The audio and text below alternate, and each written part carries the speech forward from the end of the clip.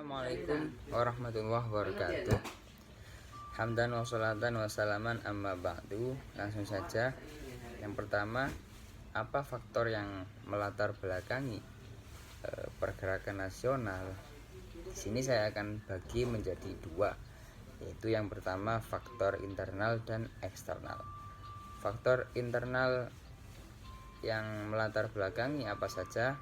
Yaitu yang pertama, rasa senasib seperjuangan dari rakyat Indonesia yang merasa sama-sama dalam cengkraman Belanda.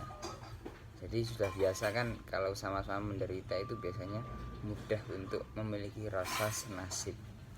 Yang kedua yaitu adanya kesadaran nasional dalam memiliki kehendak bahwa tanah air ini milik kita bersama.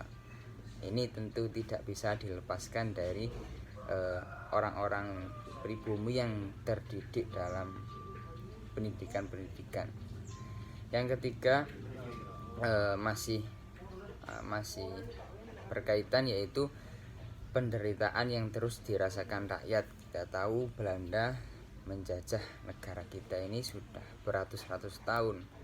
Ada yang mengatakan 250 tahun, ada yang mengatakan tidak lebih dari itu.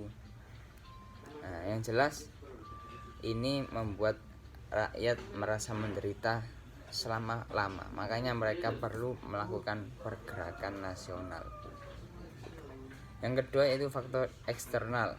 Apa saja yaitu satu, gerakan Turki Muda, yaitu gerakan di Turki pada akhir abad 19 ketika menanamkan nasionalisme Turki, kemudian memerdekakan negara mereka.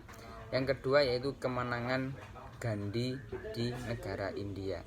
Yang ketiga, pan-islamisme di Timur Tengah. Gerakan ini diinisiasi oleh Jamaluddin Al-Afghani untuk melenyapkan imperialisme Barat.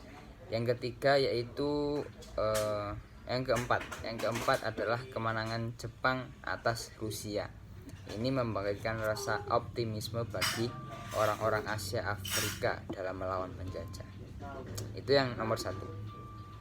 Yang nomor dua, apa manfaat dan nilai dari pembelajaran sejarah pergerakan nasional?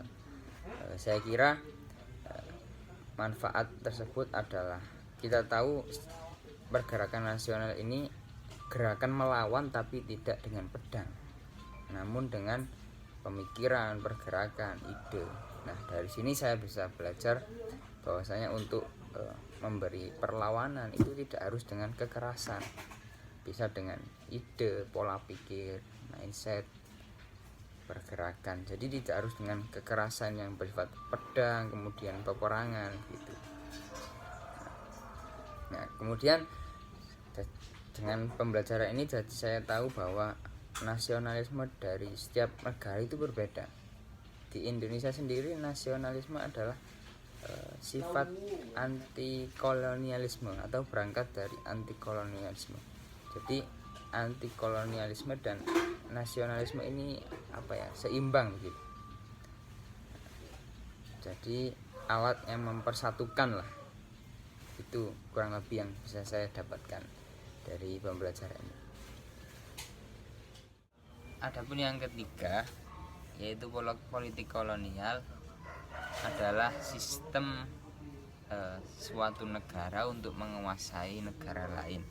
Dalam perkembangannya ada banyak macam mengenai ini. Ada yang liberalisme, ada yang politik asosiasi.